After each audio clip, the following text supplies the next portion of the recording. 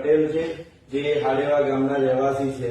તેમનું સ્કૂટર પરથી સ્લીપ ખાતા દર્દીને મગજનું મોટું હેમરેજ થઈ ગયું હતું. અમારી મેડિકલ ભાષામાં એમને સબ એરિથ્રોઇડ હેમરેજ કહે છે. બધા રિપોર્ટ કરાવતા જાણ થઈ કે એમને ઝેરી કમળો પોઝિટિવ છે. બધી સારવાર આપી. દર્દી આવ્યા ત્યારે ઘણી બેભાન અવસ્થામાં આવ્યા હતા. બહાર નહીં, ઉલટી ને બેભાન અવસ્થામાં આવ્યા હતા. જે અત્યારે દર્દીને બધી સારવાર આપવાથી દર્દી સ્વસ્થ છે. ને આપણે અત્યારે દર્દીને આજે 26 જાન્યુઆરી છે, અમને આજે રજા આપવાનો અમને ઘણો આનંદ થાય છે. લલિતાબેન, તમને કેવું છે?